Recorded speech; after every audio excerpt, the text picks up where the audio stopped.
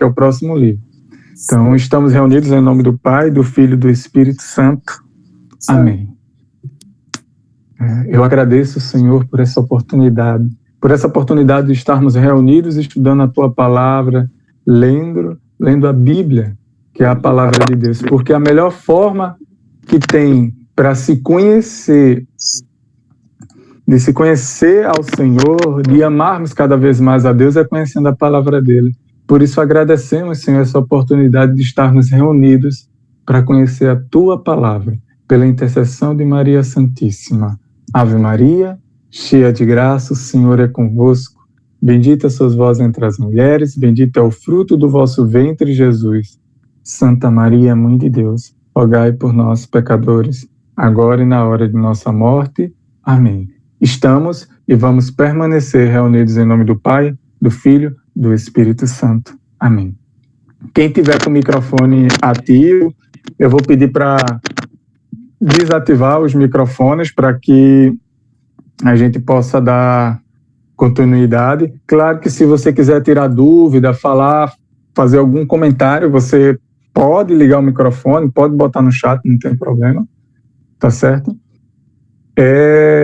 Cidinha, ela não está conosco hoje, mas segunda-feira, próxima segunda, ela vai estar dando a gente já iniciando o livro de Números. Espero que daqui para lá vocês já tenham lido o livro de Números, né? Pelo menos a metade dele, para que a gente possa receber da melhor forma, né? A formação. Espero que todos já tenham lido o livro de Levíticos, porque vai ficar mais claro a formação. E também eu gosto muito quando se lê o livro antes, porque assim surgem as dúvidas. E aí vocês podem tirar as dúvidas durante a formação. E o livro de Levítico, como eu havia dito, né, ele é um livro um pouco difícil, né, um pouco complicado, porque você vem de um livro Gênesis, você vem de um Êxodo que conta uma história, uma narrativa. A gente é mais acostumado à narrativa. O livro de Levítico não. Ele é um manual, ele está mais para um manual para os sacerdotes, um manual para o povo de Deus, um manual dos sacrifícios, falando das festas, leis morais, etc. E é muito importante que vocês tenham lido o livro para não ficar perdido no meio da formação. Então, espero que todos tenham lido. Eu vou passar aqui rapidamente, que isso aqui tudo a gente já viu, a gente falou uma comparação entre o Antigo e o Novo, autor, os principais temas, santidade, expiação. Falando dos sacrifícios da última aula, a gente colocou o vídeo para quem não participou. E falamos um pouco do holocausto, da oblação, sacrifícios pacíficos, sacrifício pelo pecado e o sacrifício da reparação, que tem uma certa semelhança entre os dois, e falamos sobre o Cordeiro de Deus, né? O que Jesus representa para nós no meio de todos esses sacrifícios. O porquê hoje não fazemos sacrifício? Porque o sacrifício hoje, Cristo fez por nós na cruz. Deixa eu aceitar aqui. Pronto. Amém.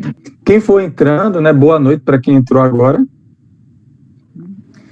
Quem for entrando, eu peço que desative os microfones para não atrapalhar, mas se quiser ativar o microfone, fique à vontade para ativar e falar alguma coisa, mas depois que falar, fizer o comentário, aí desativa novamente o microfone, tá bom? Qualquer dúvida pode ativar, não tem problema. Bem, sobre os sacerdotes, a primeira coisa que eu coloquei aí foi Números 18. Eu coloquei uma imagem das vestes sacerdotais. Se você tiver com a Bíblia, espero que esteja, porque para estudar a Bíblia a gente precisa da Bíblia. Se você tiver aí, você procura, abre aí Números. O livro de Números é o próximo livro a ser estudado, mas eu trouxe esse versículo para que a gente possa entender uma passagem. Para que a gente possa entender essa questão dos sacerdotes. Alguma dúvida surgiu?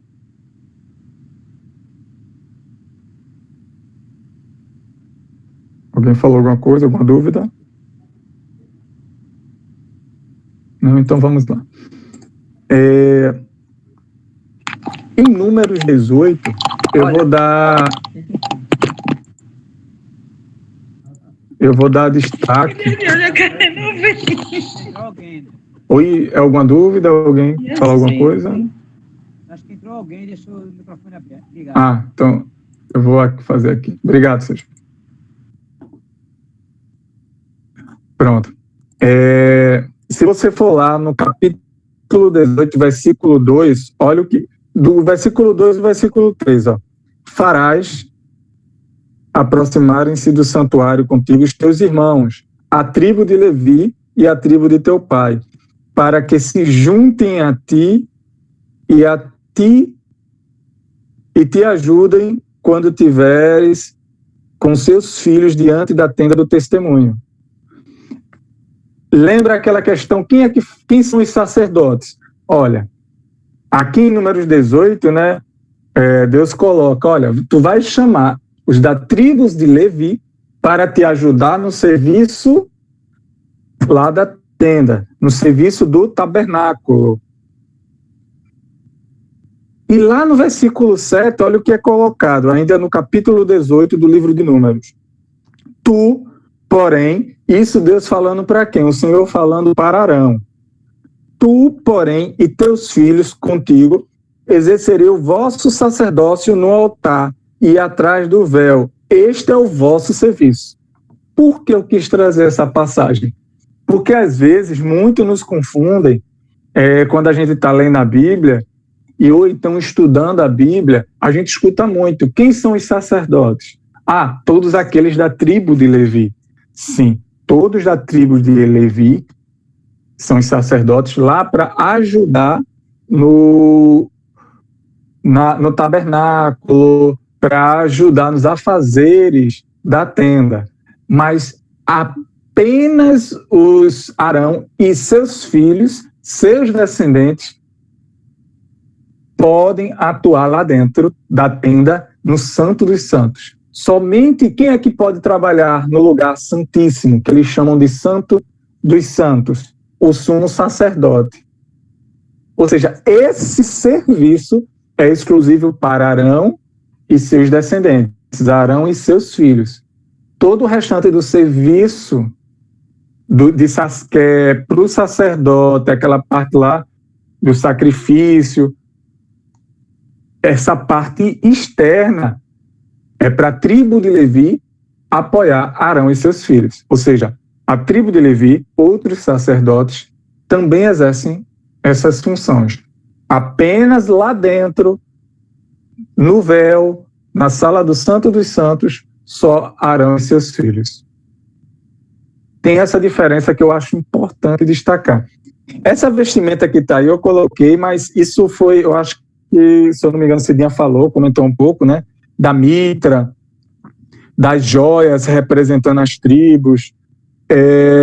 Isso é no final de Êxodo, ele começa com essa regra, né? Ele começa a colocar essas definições já no final do Êxodo, né? O livro de Levítico é que começa com as definições de tudo, dos sacrifícios, como é que deve ser, todos os rituais e regras. Bem, os sacerdotes. Quais são as funções do sacerdote dentro, que Levítico nos coloca, que são as funções dele? Primeiro, manter o altar sempre aceso. O fogo, ele era santo e nunca podia ser apagado. Como assim o fogo era santo? Se a gente for lá em Levíticos 9, 24, se você tiver aí com a Bíblia aberta, capítulo 9, versículo 24, vai estar assim. Vai ter a seguinte, né? Lá, ele nos mostra, deixa eu ver aqui, senhor. Ele nos mostra, né, que o fogo enviado por Yahvé sobre isso, o fogo enviado por Deus, né, Yahvé, sobre o altar do holocausto. Deixa eu ver, Levítico 9, versículo 24. Olha, saiu um fogo de diante do Senhor que devorou o altar, o holocausto e as gorduras. Vendo isso, todo o povo soltou gritos de júbilo e prostrou-se com a face por terra. Veja aí. Por isso que esse fogo ele nunca podia ser apagado. Quem tinha essa função era o sacerdote, né? Era fogo santo, né? E de jeito nenhum podia ser apagado. E ele tinha essa função de manter esse fogo sempre aceso. Vão existir depois outras passagens, né? Se vocês quiserem, eu repasso para vocês, que isso se repete, né? Esse fogo que vem do céu, lá em Juízes, né? No livro de Crônicas, se eu não me engano, 1 Crônicas, capítulo 21, quando Davi, ele peca contra o Senhor, né? Aí tem a questão lá do recenseamento, depois você olha aí, 1 Crônicas, capítulo 21, que para pedir perdão, ele constrói um altar para um holocausto, né? E o fogo vem do céu e toma conta desse altar. Outro momento que aconteceu isso também em Crônicas, né? Só que no segundo livro de Crônicas, capítulo 7, foi na inauguração do templo construído por Salomão, né? Que é outro momento que o fogo vem direto do céu, né? E o sacerdote, ele tem essa função de manter uma das funções, né? De manter esse fogo aceso, porque ali é fogo santo, né? Eu não lembro qual é a passagem, deixa eu ver aqui, é Levítico 6, se eu não me engano, que o Senhor ele deixa claro isso, né? Que deve arder continuamente no altar, sem jamais se apagar. Até mesmo para retirar, para você ter noção, as cinzas e os restos de animais, né, que eram sacrificados, né, existe um ritual para isso, né? Como ali algo sagrado, o fogo, o animal do sacrifício, né, a vítima do sacrifício, quando ela está lá, quando é colocada as gorduras dela, a gordura dela cai sobre o carvão, né? E ali é algo sagrado, né? Todo animal que é sacrificado, toda vítima de sacrifício é sagrado. Então aquilo não pode ser jogado de qualquer forma, né? Não pode se desfazer de qualquer jeito, né? Até esse detalhe, o livro ele trata também, né? Ele diz a forma que deve ser desfeito esse carvão lá, como é que se deve ser feito a troca. Os sacerdotes, né? Eles eram também responsáveis por fazer lá as oblações, né? Lembrando, né? As pessoas lá, o povo de Israel, eles levavam a oblação, eles entregavam o sacrifício, mas só quem podia realizar eram os sacerdotes. No caso das oblações, né? Apenas os sacerdotes podiam apresentar, né? E parte que sobrava era comido pelos sacerdotes que realizavam o sacrifício, né? E era interessante como é que eles faziam, né? Eles recebiam uma quantidade, não sei se vocês lembram, da última segunda-feira, eles faziam sacrifício apenas com um pouquinho, pegavam um pouquinho da flor de farinha, faziam o sacrifício e sobrava aquele restante. Todo esse restante que sobrava era para o sacerdote, né? Ele tinha que consumir todo o que sobrava do sacrifício, das oblações, né? No caso dos outros sacrifícios, né, principalmente os sacrifícios pelo pecado, né, eu não sei se vocês lembram, o sacrifício de comunhão, todos podiam se alimentar. O sacrifício de pecado, pelo pecado, apenas o sacerdote poderia comer do restante. Por quê?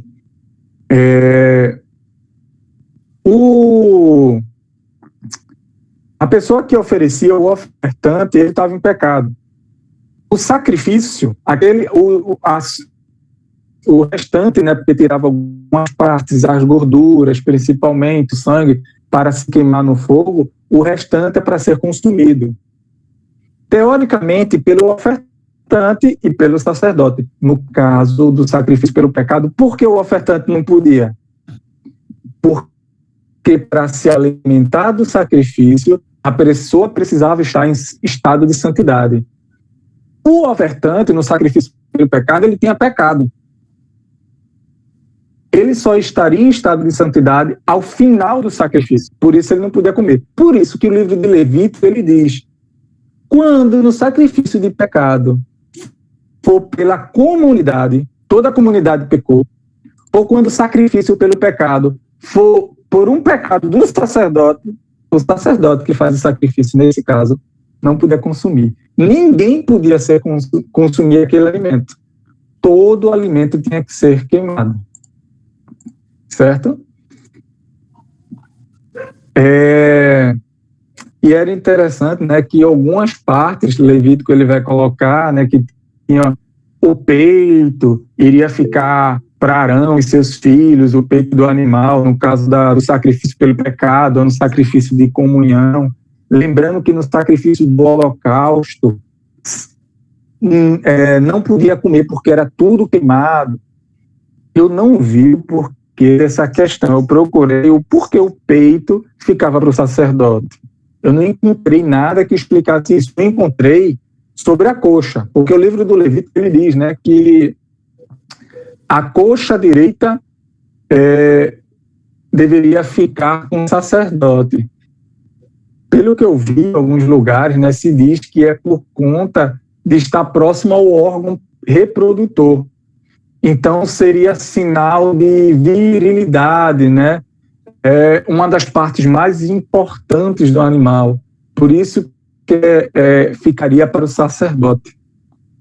Aí, as outras funções, né? Entrar no lugar santo, que é a primeira parte da tenda, né? Antes do véu, e entrar no lugar santíssimo. É outra função do sacerdote. Nesse caso, entrar no lugar santíssimo, quem apenas podia entrar? Só o sumo sacerdote podia entrar no lugar santíssimo. Bem, aqui a investidura sacerdotal é bem interessante. Eu vou fazer um paralelo com hoje, assim, na Igreja Católica, o que é que tem de ordenação católica, com algo parecido que é descrito lá em Levítico, né? Bem, no livro de Levítico, após criar a regra, né, para cada sacrifício, há agora uma preocupação na preparação do sacerdote, né? Que é isso que a gente vai falar, essa investidura do sacerdote, né? E há todo um ritual para isso, derrama-se o óleo sobre a cabeça do sacerdote, do sumo sacerdote, né? Há o sacrifício, inicialmente o sacrifício expiatório, para se lavar todos os pecados do sacerdote. Tem as roupas, né? Tem toda uma preparação. Aí a gente pode fazer essa comparação até com hoje. Eu não sei se algum de vocês já participou de uma ordenação sacerdotal, né? Eu tive a oportunidade de participar da ordenação de Padre Flávio e Fábio. São dois irmãos gêmeos, que não se parecem, por sinal. No caso da ordenação sacerdotal na Igreja Católica, né, há toda uma roupagem também a ser vestida, a estola, a casula sacerdotal, há a bênção do óleo também, só que no caso da ordenação sacerdotal não é sobre a cabeça, mas sobre a mão do sacerdote, né? E há também o sacrifício na celebração. Assim como em Levítico, na investidura do sacerdote, há o sacrifício. Só que no caso da ordenação sacerdotal, o sacrifício que a gente tem lá é o sacrifício de Cristo, né? Porque na missa a gente faz a paixão, a morte e a ressurreição de Cristo. Tudo isso é celebrado na missa. O interessante é que ainda na ordenação sacerdotal, o que acontece lá em Levíticos 9, 24. Se você vê lá em Levíticos 9, 24, né, quando todos se prostram com o rosto em terra. No caso da ordenação sacerdotal, se você participar, você vai ver que os padres, que no momento que eles vão fazer isso, eles são diáconos, né, eles se prostram diante do altar. Os padres que vão receber a ordenação sacerdotal, eles se prostram, né? Com o rosto em face, com a face sobre a terra, né? Isso é como se ele estivesse colocando uma submissão total a Deus, né? É uma forma dele dizer que ele não pertence mais àquele mundo, né? Ele morreu para aquele mundo e ele vive unicamente a Deus. Que é o mesmo sentido, né? Quando o sacerdote ele se prostra lá em Levítico, né? Dizendo que ele está morrendo para o mundo e vivendo unicamente para servir a Deus, né? Aí a gente vai ver que nessa ordenação sacerdotal, Moisés ele tem um papel importante. Porque vamos lá. Primeiro que não existia nenhum sacerdote. Quem é o primeiro sacerdote? Arão. Arão foi o primeiro sacerdote. Até aí não tinha. Deus coloca as regras dos rituais e coloca as regras para investidura dos sacerdotes. Tá, mas quem é que vai fazer o sacrifício?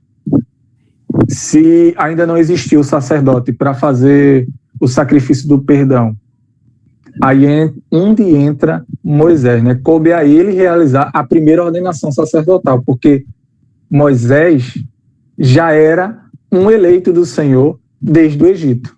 Então ele já estava apto a conduzir e celebrar a consagração do sacerdócio. Só mais uma observação é que os ofícios religiosos eles eram celebrados pelos sacerdotes descalços, sem calçados de espécie alguma nos pés. Por quê? A resposta, principalmente quando eles iam adentrar lá no tabernáculo, naquela área coberta, onde tinha a área dos santos e a área santíssima, né? A área santo dos santos, né? O lugar santo dos santos. Por que eles tinham que fazer descalços? Aí a gente vai, sabe para onde? Para o livro de Êxodo, capítulo 3, versículo 5. Capítulo 3, versículo 5. Olha o que Deus disse: não te aproximes daqui, tira as sandálias dos teus pés, porque o lugar em que te encontras é uma terra santa. Ou seja, quando a terra é santa, tem que se tirar o sapato dos pés, a sandália dos pés. Tem que tirar as sandálias dos pés, né? Então, como aquele lugar, o lugar era santo, ou o lugar era santo dos santos, né, santíssimo, eles não entravam com as sandálias sobre aquela terra, porque aquela terra era santa. Isso era um costume deles na época. Bem, agora a investidura, essa questão da unidade sacerdotal entre os apóstolos é algo interessante, né? Porque se isso a gente vai ver com mais detalhe quando for estudar os evangelhos, né? Mas Jesus, ele vai manter esse caráter de unidade sacerdotal entre os apóstolos. Ele vai manter essa hierarquia. Se você for reparar, como aconteceu em Levíticos, o Arão, ele foi ungido por primeiro. Primeiro Arão é ungido, e depois de Arão junto com seus filhos, foi ungido. Se você olhar em detalhe, ler todo o livro do Levítico, você vai reparar isso. Primeiro Arão, depois Arão junto com seus filhos. E se você olhar, essa unidade, essa investidura, é também feita dessa mesma forma com Jesus e seus apóstolos. Como assim? Veja só, se a gente for para Mateus, capítulo 16, o Evangelho de Mateus, capítulo 16, olha o que Jesus diz. Capítulo 16, versículo 19. Olha o que Jesus diz para quem? Pedro. Eu te darei as chaves do reino dos céus. Tudo que ligares na terra será ligado nos céus. e tudo que desligarem na terra será desligado nos céus. Primeiro, Jesus falou primeiro para quem? Para Pedro. Não foi? E depois, o mesmo poder foi dado a Pedro novamente, junto com os demais apóstolos. Isso lá em Mateus 18, versículo 18. Agora aqui já com todos juntos, né? Em verdade eu vos digo, tudo que ligares sobre a terra será ligado no céu, tudo que desligares sobre a terra será também desligado no céu. Ou seja, essa mesma lógica, essa mesma investidura que foi colocada com Arão e seus filhos, Jesus usou a mesma investidura para Pedro, aquele a quem foi dada a primeira bênção, né? A bênção do sumo sacerdote Pedro recebeu. A bênção daquele sobre o qual foi edificada a igreja, né? Por isso hoje, né, na igreja católica, nós dizemos que Pedro foi o primeiro papa da igreja, né? E eu acho interessante, só um adendo, né, que se a gente for estudar a história da igreja cristã, né, a igreja primitiva, a gente vai ver que a investidura ela foi passada de Pedro para outros, até chegar, se eu não me engano, São Clemente I, ele foi o quarto papa da igreja, né? Ele ainda, por volta do século 100, depois de Cristo, eu acho interessante o seguinte, um dos últimos apóstolos a morrerem foi João. Por volta do ano 100, depois de Cristo, o apóstolo São João, ele ainda era vivo. E nessa época, o Papa era São Clemente. Aí quando você vai estudar a história da igreja primitiva, vocês vão ver que o quê? Quem sabe futuramente, depois que a gente estudar toda a Bíblia, né, a gente possa se aprofundar em outros estudos, como estudar a história da igreja toda, né? Aí vocês vão ver que quando tinha algum problema na igreja, entre eles, naquela época, eles recorriam a quem? Nesse caso aqui, a São Clemente, que era aquele que substituiu Pedro. Se eu não me engano, era o quarto Papa. Eles não recorriam a São João, que poderia até ser mais lógico, né? Pô, São João, ele era um dos apóstolos de Cristo. Ele viveu junto com Cristo. Ele aprendeu junto com Cristo, mas não. Eles recorreram a São Clemente. Mas isso fica para um outro dia, né, quando a gente for estudar a história da igreja. Bem, e como era que acontecia, né, a investidura? Ela iniciava com 3 sacrifícios. Primeiro, o sacrifício pelo pecado, né, o primeiro a acontecer, para a santificação em geral, né, tanto das pessoas como dos objetos, para uma perfeita união com Deus. Lembrando que, por que o sacrifício pelo pecado? Primeiro tem que purificar, tem que santificar, para que o sacerdote possa assim fazer os outros sacrifícios, né? Como o do holocausto, que é o próximo. Aí o holocausto, né, ele é o mais perfeito ato de culto até então, onde a vítima ela é totalmente queimada, né, em suave odor a Deus. É um sacrifício de adoração, é o sacrifício perfeito. E por último vem o sacrifício pacífico, ou sacrifício de comunhão, né? Com todos já em condição de santidade, após o sacrifício pelo pecado, pelo sacrifício do holocausto, né? Eles já podem se alimentar. Por isso vem o sacrifício pacífico, o sacrifício de comunhão. Porque só poderá se alimentar da vítima do sacrifício aqueles que estiverem em condições de santidade. E o sacrifício pacífico é o sacrifício onde o sacerdote e o ofertante participam do alimento junto com Deus. Essas são, né, as 3 etapas da investidura sacerdotal.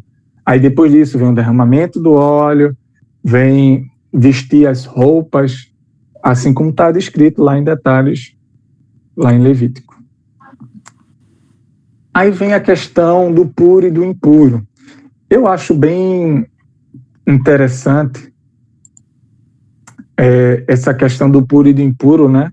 Lá no capítulo 11, entre o capítulo 11 e o capítulo 15 de Levíticos, né? Porque nós vamos começar a ver a distinção entre o puro e o impuro. Quando é que o homem está puro? Quando é que o homem está impuro, né? Quando é que o animal ele está puro? Ou, em alguns casos, né? Quando é que um animal ele é puro ou impuro, né? Lembrando que um animal, mesmo um boi, que é considerado, por exemplo, um animal puro, um bezerro, mas ele pode estar em estado de impureza. Como assim? Se ele foi atacado por uma fera, se ele foi morto por uma fera, aquele animal ali ele é impuro. Até tem a passagem lá em Levítico que se a pessoa tocar, tem que se passar tocar no animal morto, né, por uma fera, tem que se passar um tempo resguardado para se purificar e tal, né?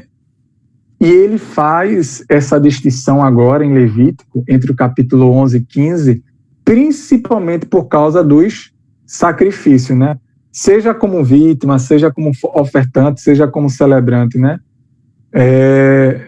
Nisso nós vamos ver principalmente, né, uma classificação desses animais. E se você reparar, né, é interessante que lá desde o Gênesis, lá quando a gente falou lá da questão da arca, não sei se vocês lembram que eles separavam, diziam 7 pares de tais animais puros e 1 par dos animais impuros, né? Principalmente porque aí aqui está a separação em Levítico, quais são os animais puros, quais são os animais impuros. Principalmente porque eles pediam mais pares dos animais puros, porque esses animais puros, eles precisavam ser sacrificados. Já naquela época, já existia o sacrifício, né? já existia o holocausto, né? E para esses animais serem sacrificados em honra ao Senhor, precisaria existir mais, porque senão, se só tivesse um par de pombinha, quando sacrificasse, ia entrar em extinção. Então, por isso que, no caso dos animais puros, precisava mais de um par, ao contrário dos impuros. Eu acho que, sobre essa questão do kosher, eu já havia comentado com vocês, né, que os alimentos, né, para seguir a lei, que seguem a lei judaica, eles são chamados de kosher, né? Originado do termo hebraico, né, que significa ele próprio, adequado, né, para o consumo pelos judeus, porque eles preenchem todos os requisitos, né, para os alimentos judaicos, né? Eu encontrei essa foto aí, eu achei interessante, é do McDonald's, né, McDonald's kosher. É para dizer que olha, o alimento aqui nós seguimos todas as regras. A gente só utiliza animal puro, a gente retira todo o sangue da carne, né? Em alguns restaurantes vocês vão encontrar esse certificado aí, ó. Certificado que aquela pessoa que cuida daquele alimento, ele se certificou em kosher, né? Para dizer que ele sabe tratar, ele sabe quais são os animais puros, porque o judeu ele não pode de forma alguma comer algum animal que para eles é impuro.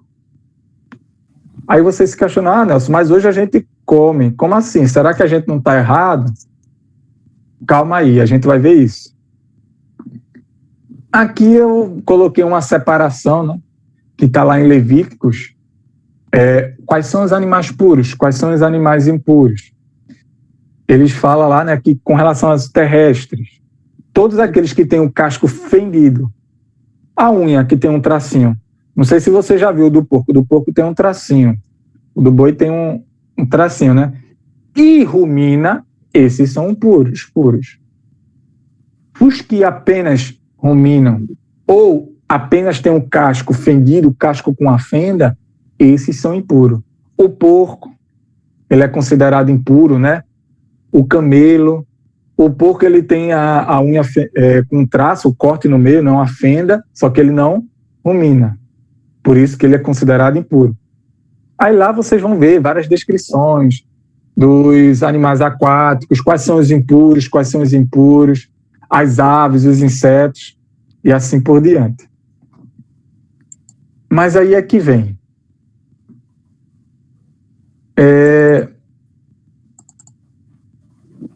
Por que, né?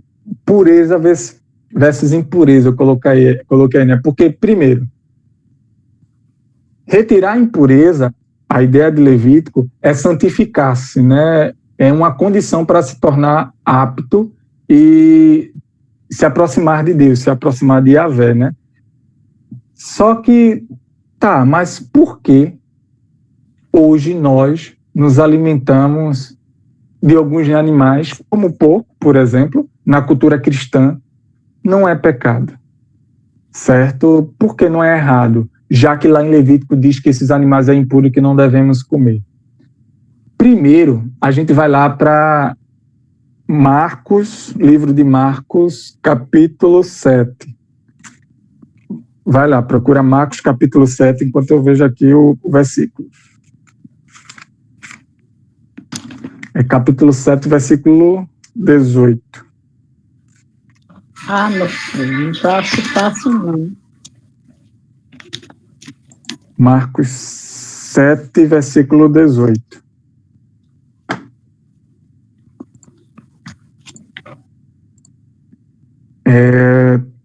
Olha o que ele diz aqui, ó. Marcos 7, 18. Vou começar um pouco antes, do 17. Quando deixou o povo e entrou em casa, os seus discípulos perguntaram-lhe acerca da parábola. Responderam: sois também vós assim ignorantes? Não compreendeis que tudo o que de fora entra no homem não pode o tornar impuro, porque não lhe entra no coração, mas vai ao ventre e dali segue a sua lei natural? Assim ele declarava puros todos os alimentos. Assim ele declarava puro todos os alimentos. E acrescentava: ora, o que sai do homem, isso é que mancha o homem, porque é do interior do coração dos homens que procedem os maus pensamentos, as devassidões, roubos, assassinatos, adultérios, cobiça, perversidade, fraude, desonestidades, inveja, difamação, orgulho e insensatez. Todos esses vícios procedem de dentro e tornam impuro o homem. Veja que Jesus já começa a quebrar essa questão olha, todo alimento ele é bom, todo alimento ele é puro, né? Porque não é o que vem de fora que contamina o homem, mas o que sai de dentro. Jesus ele já deixa claro. Aí para fechar, se você for lá para Atos, essa imagem aí embaixo do lado direito, não sei se vocês recordam, a qual passagem ele fala aí? Em Atos capítulo 10. Olha o que está escrito. Não sei se dá para ver a imagem direita, né? Atos capítulo 10, versículo 9. Olha, que foi a visão que Pedro teve, né? No dia seguinte, presta atenção, ó, no dia seguinte, enquanto estavam em viagem e se aproximavam da cidade, pelo meio-dia, Pedro subiu ao terraço da casa para fazer oração. Então, como sentisse fome, quis comer. Mas enquanto lhe preparavam, caiu em êxtase. Viu o céu aberto e desceu uma coisa parecida com uma grande toalha que baixava do céu à terra, segura pelas 4 pontas. Lembrando, né, que Jesus e Pedro, né, eles descendiam de família judaica, né, dos judeus. Ou seja, eles liam o Antigo Testamento, eles tinham costume, eles conheciam o livro de Levítico, onde separava o puro do impuro, né? Aí, olha só, viu o céu aberto e desceu uma coisa parecida com uma grande toalha que baixava do céu à terra, segura pelas quatro pontas. Nela havia de todos os quadrúpedes, dos répteis da terra e das aves do céu. Uma voz lhe falou: levanta-te, Pedro, mata e come.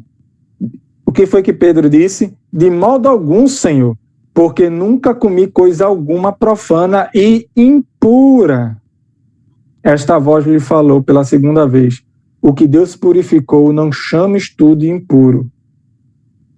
Veja que interessante, né? Ou seja, Jesus ele já coloca claro que todo alimento ele é puro. E não é o que entra, é o que sai do homem que o torna impuro. E Deus, nesse sinal aí em Atos dos Apóstolos, né, ele traz e deixa claro que todo alimento ele é puro, né? Por isso que hoje nós, lembrando, né, não é que o Novo Testamento ele nega o Antigo. Eu gosto muito de repetir isso para a gente não cometer o erro de dizer, eu sigo o Novo, eu não sigo o Antigo. Não. O Novo ele faz uma nova releitura, né? Ele traz uma nova visão. Por que antigamente não se comiam esses animais? Porque o Senhor colocou lá em Levíticos, né, para não se comer esses animais. Por causa da época, a gente precisa entender aquela sociedade da época. É um povo de coração duro, como a gente já havia comentado. Era um povo que conhecia pouco ao Senhor. Era um povo que facilmente se influenciava. Se eles entrassem em uma das sociedades cananeias, né, e vissem as pessoas lá se alimentando, era capaz de se alimentar com aquele povo e se misturar com aquela cultura daquele povo. Então, uma forma do Senhor colocar para que de forma alguma o povo dele se misturasse com aquela cultura era não colocar nada daquela cultura cananeia, nada daquela cultura pecadora, nada daquela cultura estrangeira dentro do seu povo, para que dessa forma o povo de Israel não se deixasse influenciar pelaquela cultura estrangeira. Por isso que naquela época foi feito isso. E agora Jesus deixa claro, né? Todo alimento é puro. Também nessa visão, nesse momento de êxtase de Pedro, o Senhor fala para ele, né? Que todo alimento que Deus entrega, ele é puro. Certo? Aí vem essa questão da pureza legal, né? E sobre a mulher, lá em Levíticos. É um pouco complicado para entender, né, essa questão. Às vezes você olha assim, se você lê Levítico rapidamente, principalmente essa questão que ele fala da menstruação da mulher, que a mulher está impura, então não pode tocar. Quando a mulher gera uma vida, ela está impura, então ela tem que se purificar. Se a pessoa lê rapidamente, a pessoa sente, poxa, parece que tem um certo preconceito contra a mulher, contra a menstruação da mulher, que ninguém pode tocar, ninguém pode chegar perto para não ficar também impuro. Mas, como sempre, né, para entender essa questão da impureza ligada à menstruação da mulher, ligada ao parto, né, precisamos primeiro entender várias questões daquela época, né, e buscar explicações em vários pontos da Bíblia, né. Primeiro, a questão da sociedade da época. Como eu já havia falado, acabei de repetir, era uma sociedade bruta, pouco conhecimento, coração duro, sociedade nômade, né? E o que é que eles entendiam da formação da vida? Se você for lá no livro de Sabedoria, não sei se vocês já pararam, mas eu gosto muito de pegar eu tento explicar a Bíblia com a própria Bíblia, né? Então, se você for no livro de Sabedorias, capítulo 7, para a gente entender como eles entendiam a formação de uma vida. Olha, capítulo 7, versículo 1. eu mesmo não passo de um mortal como todos os outros, e descendo do primeiro homem formado da terra. Meu corpo foi formado no seio da minha mãe, onde durante 10 meses, no sangue, tomou consciência da semente viril e do prazer ajuntado à união conjugal. Eu não sei se ficou muito claro. Sabe como é que eles entendiam? Olha, no sangue, junto com o quê? Com a semente viril. Eles acreditavam que a vida era gerada a partir do sangue da mulher junto com a semente do homem, que o homem colocava na mulher. Eles acreditavam que o sangue coagulava junto com a semente do homem e assim formava-se a vida, né? Através da coagulação do sangue junto com o sêmen. Daí a gente já começa a perceber, opa, então quer dizer que a mulher perdia sangue que era algo precioso para eles, né? Tanto que eles acreditavam que a vida estava no sangue, a mulher perdia o sangue para gerar vida. E quando a mulher menstruava e não gerava vida, né, o sangue escorria dela. Ou seja, ela estava se perdendo vida. Ela sangrava. Aí se a gente volta um pouco ao Gênesis, né? Eu não vou lá para a passagem, porque a gente já viu, né?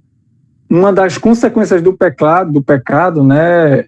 O Senhor diz, para a mulher multiplicarei as dores de tua gravidez.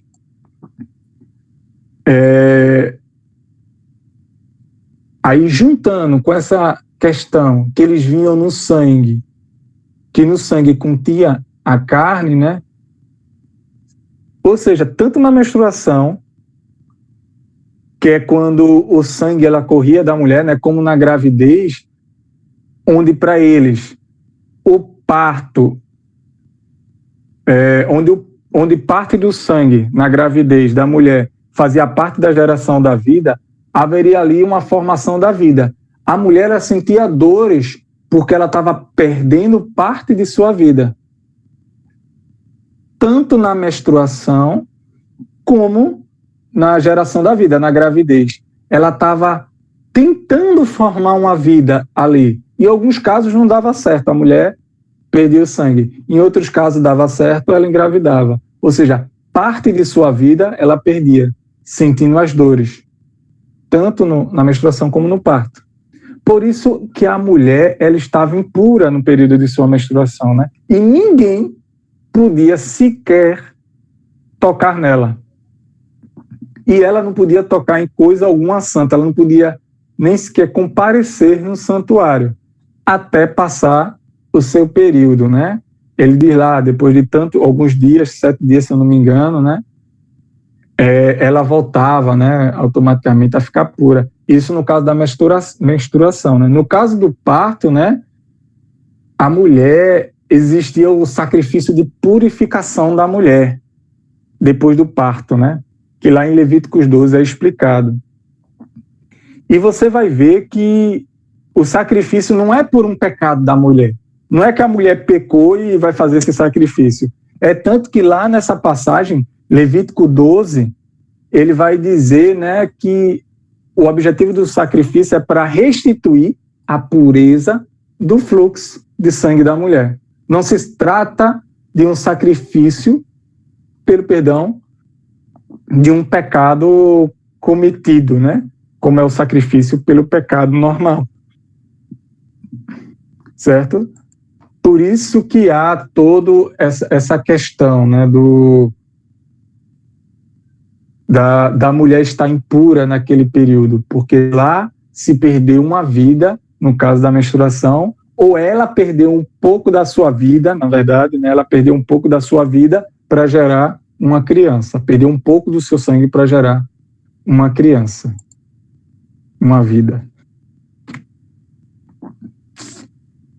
Bem, concluída essa questão do puro e do impuro, né? Se você tiver alguma dúvida, você possa, se quiser, pode comentar no chat ou falar no microfone, né? Ou então posso deixar no final para vocês perguntarem. Se eu estiver indo muito rápido, pode falar também. Se eu estiver indo devagar também, pode falar. Nelsinho, Oi, pode falar. isso aí, com esse do sangue, é que eles pensavam que era assim, né? O sangue, perdendo o sangue, tu perdendo um pouco da vida. Eles pensavam que, o pessoal pensava que estava existindo isso, né? Acreditava-se naquela época Acreditava. que o sangue acreditava-se naquela época que o sangue, a perca do sangue era perca da vida. Tipo, um homem quando se cortava, se não estancasse o sangue fosse escorrendo, ele iria morrer.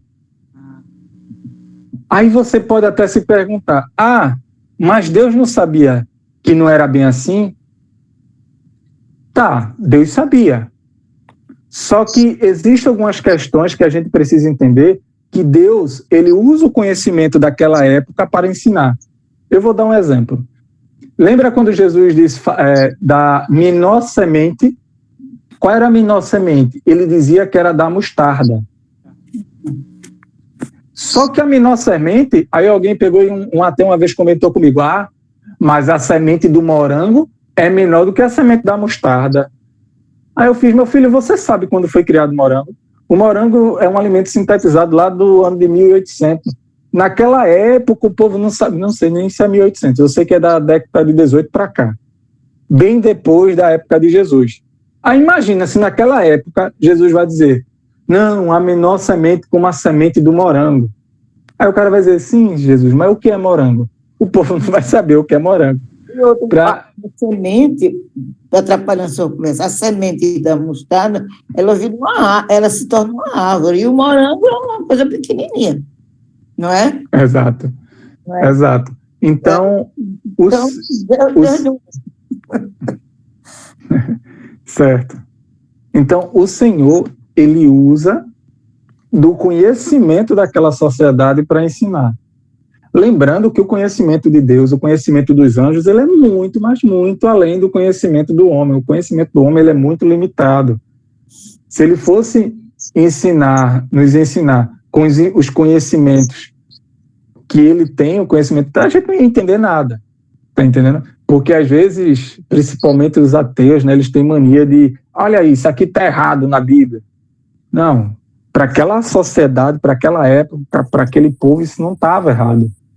Era o conhecimento que eles tinham, né? É a forma que Deus encontrou para ensinar a eles. Tá certo? E a impureza da pessoa que tinha lepra, a impureza do homem que tinha gonorreia, e como é que tratava? Era só... Não fica bem claro para a pessoa ficar boa, era só de manhã, à tarde já estava limpo. Não? Não. Vê, o livro de Levítico, eu nem coloquei isso aqui, mas eu vou explicar. O livro de Levítico, né, ele não fala de como se tratar. Tá entendendo? Ele diz como o sacerdote deve verificar se ali realmente trata, tá entendendo, de uma lepra, porque era algo muito contagioso na época, né? E como o sacerdote deve verificar se o leproso ele estava curado, tá entendendo? Quem vem com a cura da lepra, nisso é Jesus, que ele pede para o homem lá mergulhar 7 vezes no barco, lá no mar, né? E mergulhar 7 vezes para que ele fosse curado. Patrícia aqui pergunta, qual era o critério de se considerar um animal como impuro, já que o impuro era a ideia dos homens? Certo. O Senhor, isso vem do Senhor, essa questão dos animais impuros. Qual era o principal objetivo dele colocar aquela classificação?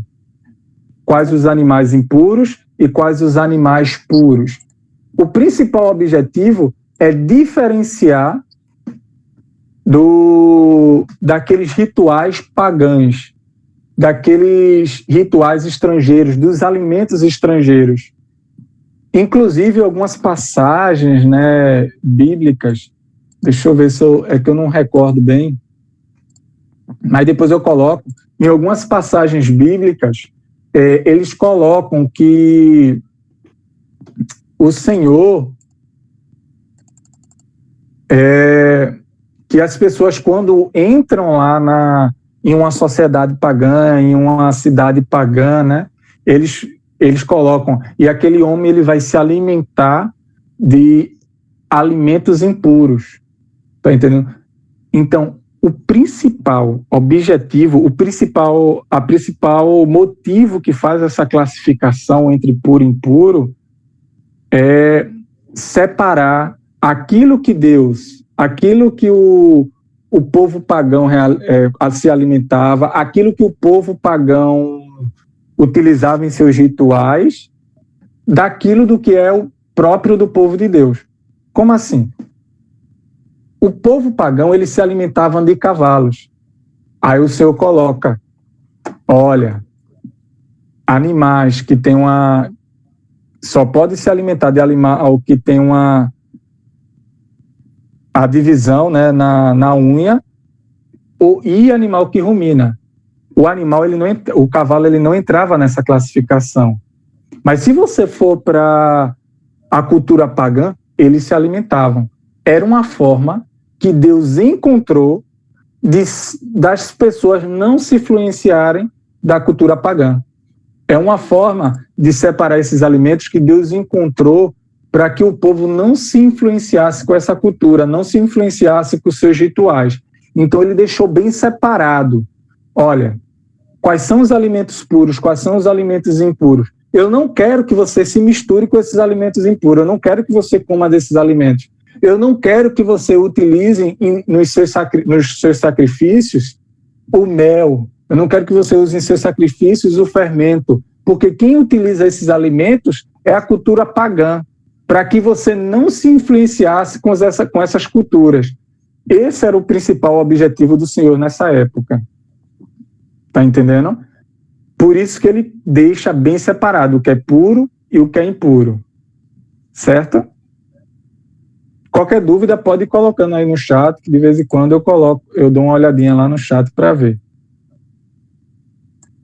Exato. É por isso que ainda hoje os judeus ele não comem carne de porco. Até voltando aqui, ó, eles inclusive, aqui, eles têm essa questão deles comerem apenas em restaurante kosher. Por quê? Não é só essa questão da carne de porco, né?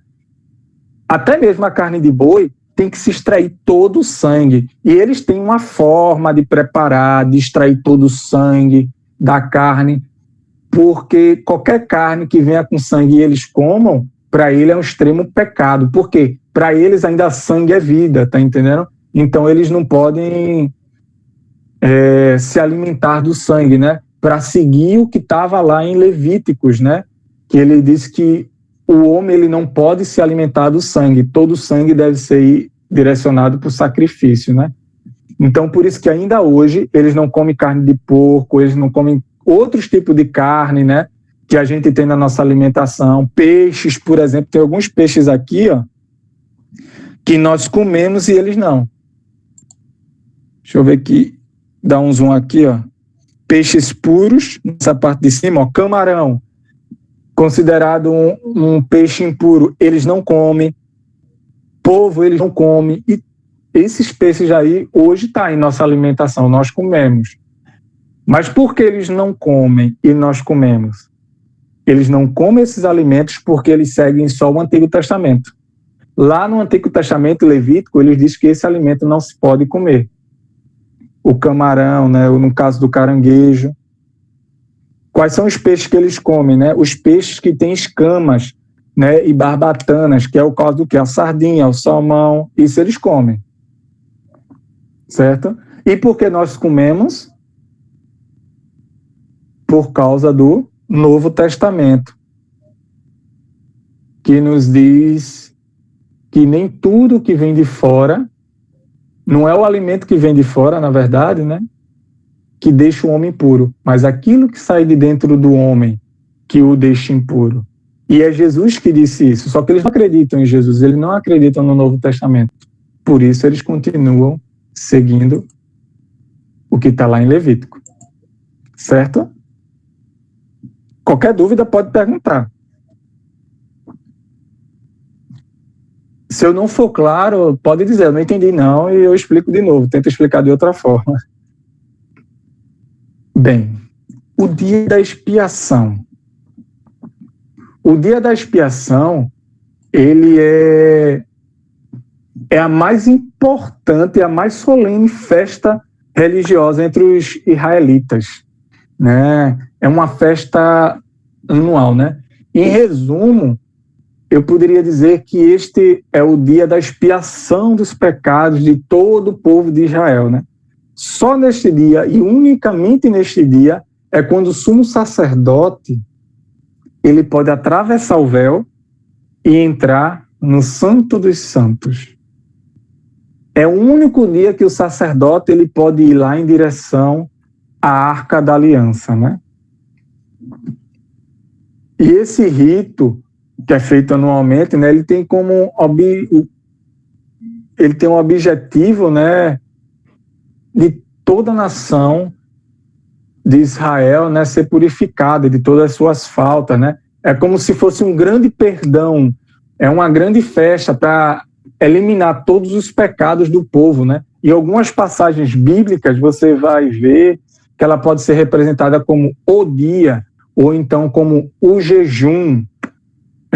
No caso aí, eu não vou agora, mas se você anota aí para ir depois, lá em Atos dos Apóstolos, capítulo 27, versículo 9, como está aí no slide, né, ele vai dizer, no dia do jejum, ou então se passava o jejum, ele vai colocar dessa forma, né, quando ele está falando do dia da expiação, né? E esse processo de santificação de toda a nação de Israel, ele começa, são 3 etapas, basicamente, né? Primeiro, a santificação do sacerdote, é o primeiro a se santificar. Ele depois faz a santificação do santuário e, por último, a santificação de todo o povo de Israel, né? Inicialmente, tem a purificação do sacerdote, por quê? Porque ele é o primeiro a ser santificado. Porque só quem é puro pode interceder para a purificação. Ou seja, o sacerdote, ele primeiro oferece a vítima de sacrifício por si e por sua casa, ou seja, pelos demais sacerdotes. Aí, além dessa purificação do sacerdote, né, existe todo um ritual de preparação do santuário, do lugar do Santo dos Santos, do lugar santíssimo onde fica a Arca da Aliança, né, que é bem interessante, porque para o sacerdote poder entrar no lugar santíssimo, lembrando que é só no dia da expiação que o sumo sacerdote entra na sala da Arca da Aliança, né, além da sua própria purificação, ele enche a sala de incenso. Se você for ler isso lá em Levítico, ele diz, né, que tem essa preparação, ele coloca incenso lá por toda a sala. Você vê aí a imagem, né, toda cheia de incenso, o incenso aqui do lado esquerdo, né? Por quê, né? De certa forma, é para impedir que o sumo sacerdote, que é o único a entrar na sala do Santíssimo, né, para evitar que ele veja Yahvé em toda a sua glória, para que não morra. Porque lá tem, né, lá no livro, no Antigo Testamento, né, ele vai dizer que aquele que vê Deus face a face, ele irá morrer. Então, por isso que tem todo esse ritual. Primeiro, ele está santificado, porque ele precisa estar puro e santo para estar na presença do Senhor, e enche a sala de incenso, né, para que ele não veja o Senhor diretamente. Aí vem essa questão aí do bode expiatório, né? Eu até comentei um pouco na última reunião sobre essa questão do bode expiatório. Que botaram aqui uma pergunta. Isso. Patrícia colocou, Nelson, isso é muito legal, porque existe também rituais de purificações em outras religiões. Exato. Por isso que eu digo, é importante não dizer que, olha, a gente não segue o antigo, a gente só segue o novo. A gente tem que tomar cuidado nisso, porque tem algumas coisas que a gente pega do Antigo, que a gente pega do Antigo Testamento, que a gente que está lá em Levítico e nós pegamos. Outras religiões trazem isso, tá entendendo? Por isso é perigoso a gente dizer que a gente não usa o Antigo Testamento, tá entendendo? Geralmente a gente não usa algo do Antigo, a gente não faz algo do Antigo, quando em algum momento no Novo Testamento, Jesus ele traz uma nova visão daquilo que estava lá no Antigo Testamento. Certo? Aí, lembra aquela história, aquela questão lá do bode expiatório, que até hoje em dia a gente usa, né? A gente fala, fulaninho foi colocado como um bode expiatório. Existe essa expressão, né? Hoje, teve uma revolta na cidade, aí os professores, bora botar aqui a classe de professores, sei lá, se revoltaram, aí só que eles não vão condenar todos os professores porque eles precisam dos professores para dar aula. Aí geralmente pega um líder lá dos professores e castiga apenas ele. Vou demitir somente esse professor aqui, porque ele vai servir de bode expiatório. Ou seja, tudo que o pessoal fez lá vai usar somente esse para receber a culpa por todo mundo. Aí ele foi utilizado de bode expiatório. Isso veio da Bíblia. É onde eu escrevi errado. Eu escrevi bode expiatório. Na verdade é bode, viu? De bode. Escrevi errado. É bode expiatório ou bode emissário. Depois eu vou corrigir isso aí. E tem essa questão também de Azazel.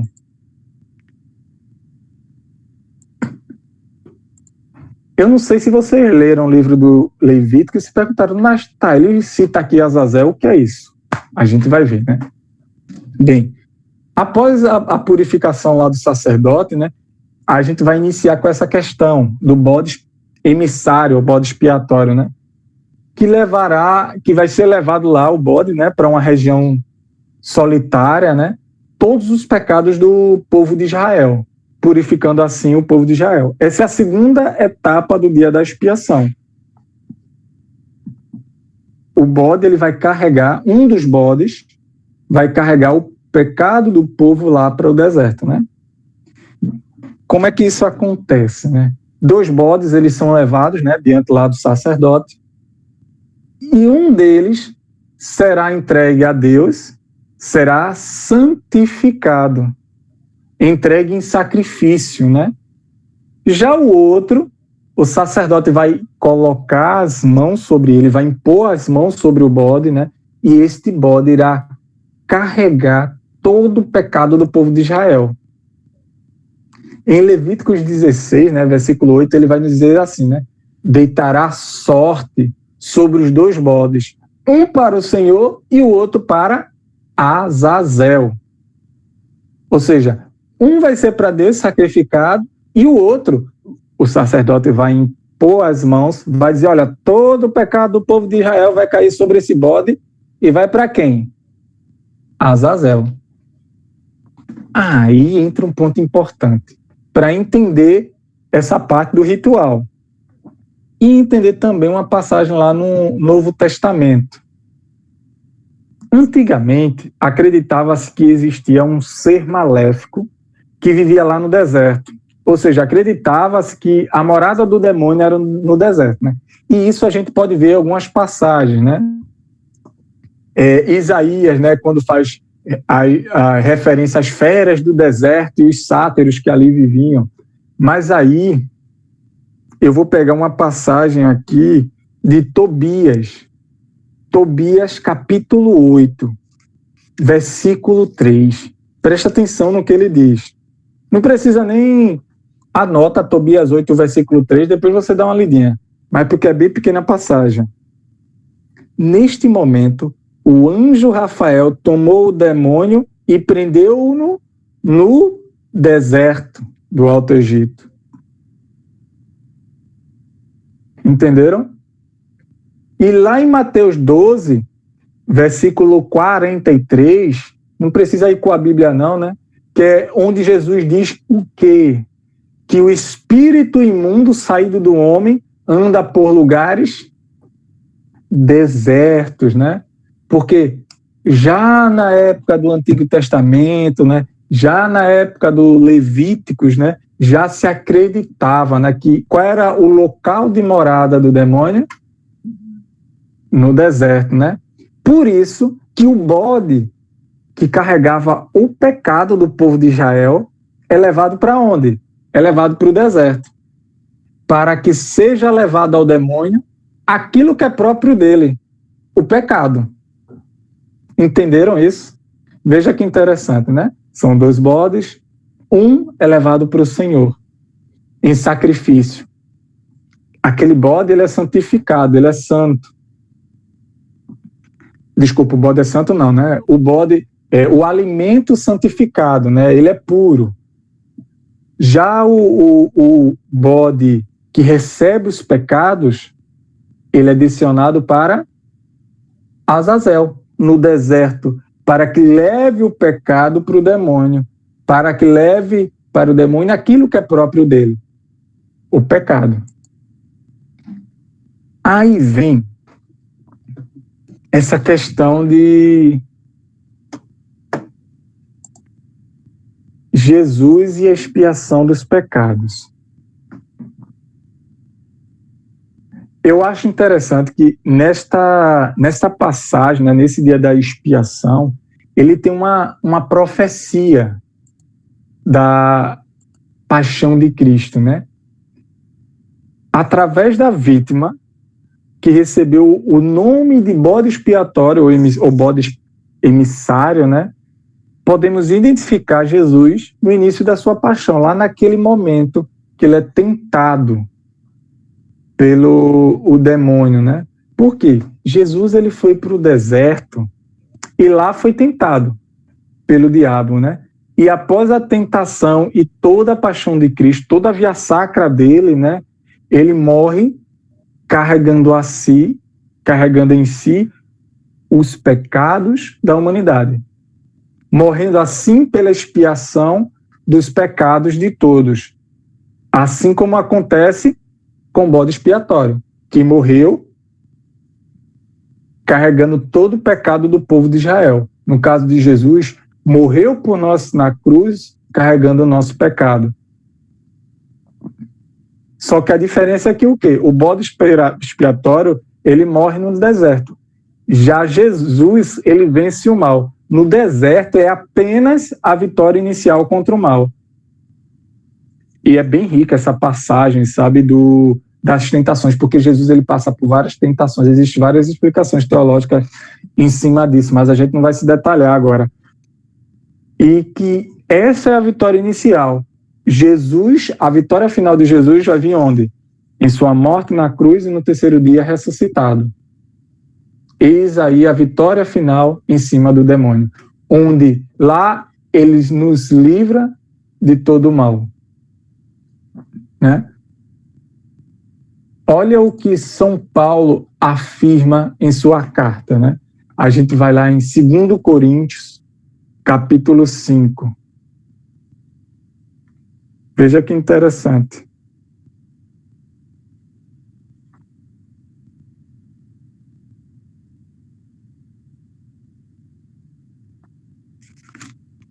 Segundo Coríntios, capítulo 5, versículo 21. Aquele que não conheceu o pecado, Deus o fez pecado por nós, para que nele nós nos tornássemos justiça de Deus. Entendeu? Aquele que não conheceu o pecado, Deus o fez pecado por nós. Deus fez com que ele carregasse o pecado por nós, né? E o que aconteceu quando... Veja que interessante, né? Como tudo acontece, né? Assim como no dia da expiação. O que acontece no dia da expiação?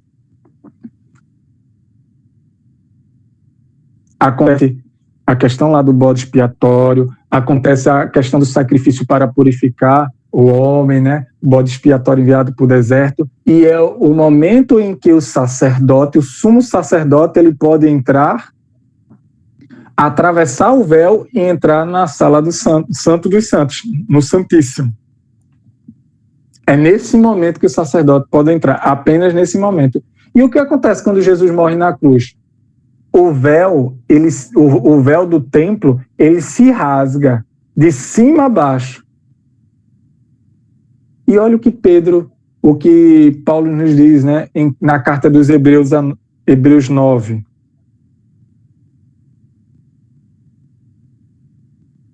Hebreus capítulo 9, versículo 11. Veja que interessante.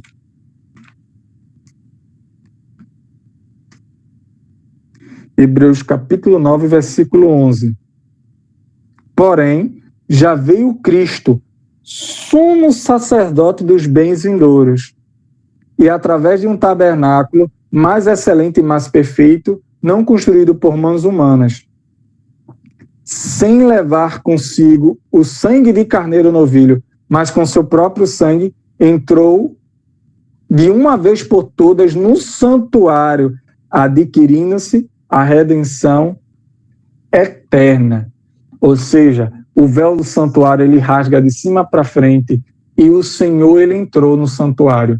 Mas o santuário divino, não esse santuário da terra construído por homens, né? Ele entrou no santuário, ele entrou no céu.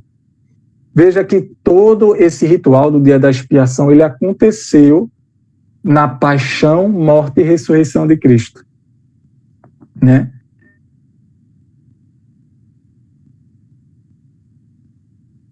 Ou seja, né, toda essa estrutura do santuário, do sacerdote, a gente pode colocar tudo, né, tudo como figura de Cristo, né, figura de Jesus. Por isso que eu acho muito interessante. Todo livro que a gente estudar na Bíblia sempre vai ter um apontamento para Jesus, sempre vai ter um apontamento para Cristo, né?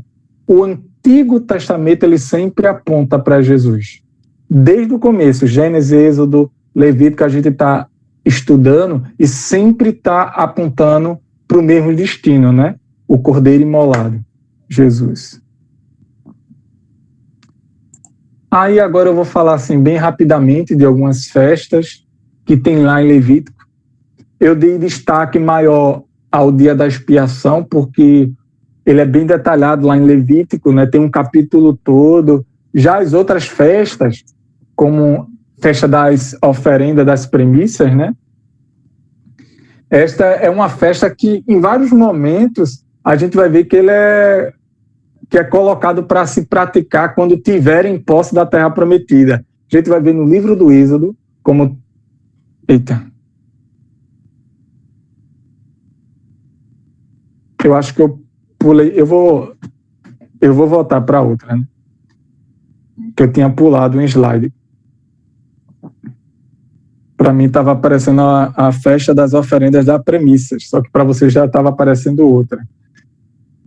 Então aí a festa da oferenda das premissas, na verdade, né?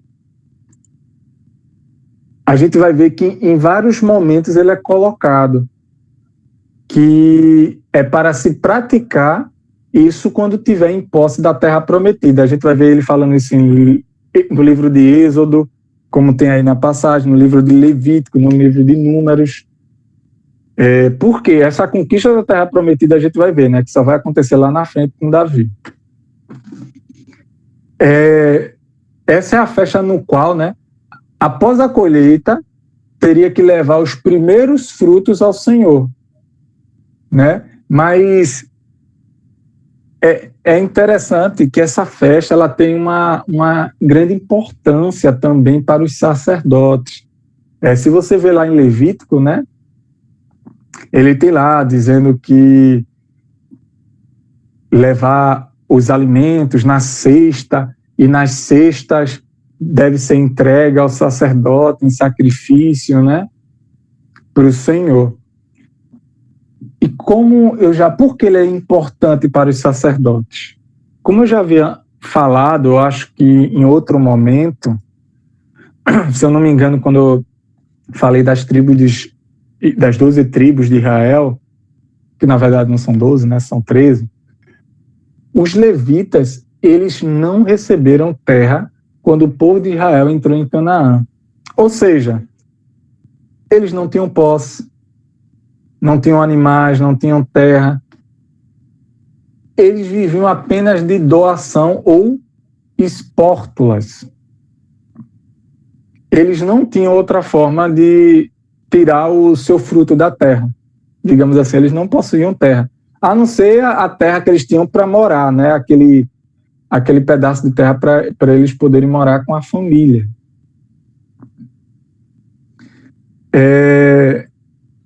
Se você for lá a gente poder adiantar um pouco Deuteronômio, em Deuteronômio capítulo 26,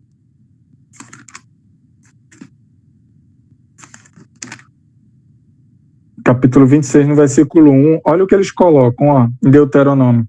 Quando tiveres entrado na terra que o Senhor, teu Deus, te dá em herança, e ali tiveres estabelecido, tomarás as premissas de todos os frutos do solo que colheres na terra que te dá o Senhor, teu Deus.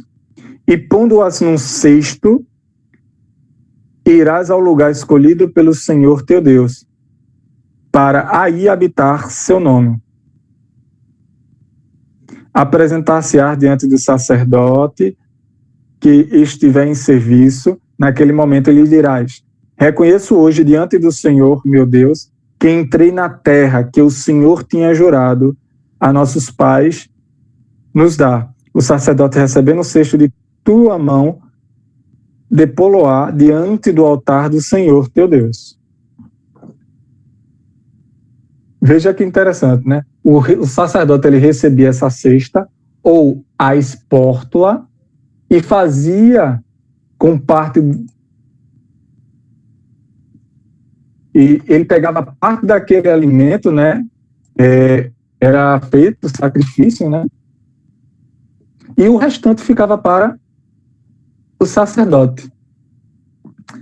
Ainda hoje, assim, na Igreja Católica, né, a gente tem algumas espórtulas, né? Não sei se vocês já ouviram falar. Para celebração de missa, de sétimo dia, né? Algumas celebrações, né? Até mesmo o padre, existe uma espórtula, se ele for chamado para fazer uma celebração, né? Em algum lugar, que é o dinheiro que se dá, que o padre vai celebrar em uma outra paróquia que não é a dele, né? Porque ele tem a missão lá naquela paróquia dele. A gente chama isso também de espórtulas, né? No caso lá do livro do Levítico, né? Como os sacerdotes, eles não tinham terra para plantar, animais para cuidar, né? Não tinham rebanho, né? Então eles viviam dessas espórtulas. Os sacerdotes, né? Aqueles da tribo de Levi, já que eles não tinham terra. E uma das espórtulas vinham aí, das festas, das oferendas, das premissas, né? E voltando um slide, né? Que eu acho que eu pulei sem querer, né, que é a festa da Páscoa e a dos pães ázimos, né? É uma festa de 7 dias, onde o primeiro e o 7º dia, né, que é o dia do Senhor, são os dias mais importantes, os dias mais solenes, né? Quando não deveria haver nenhum trabalho. Lembrando que a Páscoa é a saída, né, o êxodo daquele povo lá do Egito. O costume diz que na época eles saíram apressadamente, né? Então eles não tinham tempo de preparar o pão com fermento, por isso que eles se alimentaram de pães ázimos, né? Que é aquele pão sem fermento, né? Por isso que se comemora a festa da Páscoa e a festa dos pães ázimos, né? Mas hoje em dia, né? A Páscoa, para nós cristãos, né, ele tem um novo significado. Enquanto naquela época, ainda hoje, os judeus eles comemoram, né, a libertação do povo de Deus, do povo de Israel, das mãos do Egito. Hoje nós comemoramos a libertação do povo de Deus das mãos dos demônios, da vida do pecado. Por quê? Quando Jesus morre na cruz, ele morre por nós para nos tirar das mãos do demônio. Ele nos dá a certeza da vida eterna. Ele nos dá a certeza do céu, né? Então, há também aí, nós comemoramos a Páscoa, só que a Páscoa que comemoramos é a ressurreição de Cristo, a nossa libertação das mãos do mal, certo? E aqui a festa de Pentecostes, né? Ou a festa das semanas, né? Que em grego, né, Pentecostes significa 50 dias, né? 50 dias após lá a Páscoa, né? Para nós ainda comemorando, né?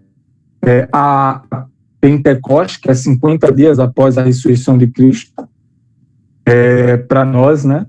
Que no Novo Testamento, né, nós vemos no dia de Pentecoste, quando o Espírito Santo foi derramado sobre todos os cristãos que ali se encontravam, né?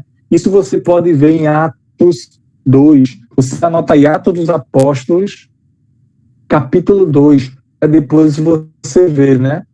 O que aconteceu no Novo Testamento em Pentecostes, né, quando o Espírito Santo veio e todos começaram a falar em línguas, que até uns comentavam, como é que pode? Eu sei que aquele homem é de outra região e eu entendo tudo que ele fala, né? Aí foi daí que surgiu essa questão da oração em línguas, né? E, por fim, a festa das tendas ou dos tabernáculos.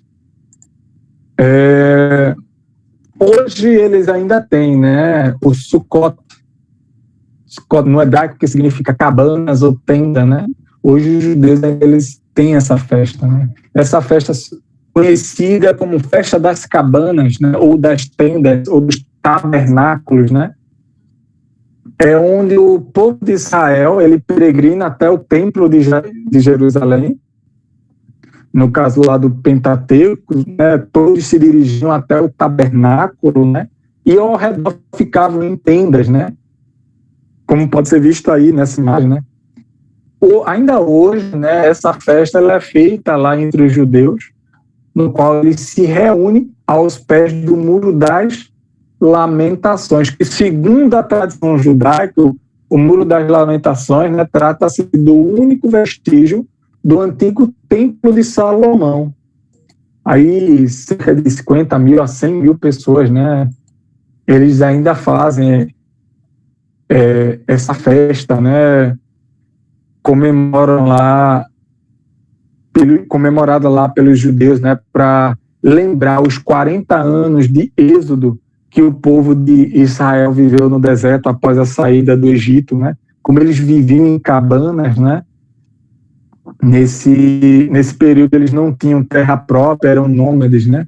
Então eles viviam nessas tendas, nessas cabanas, né?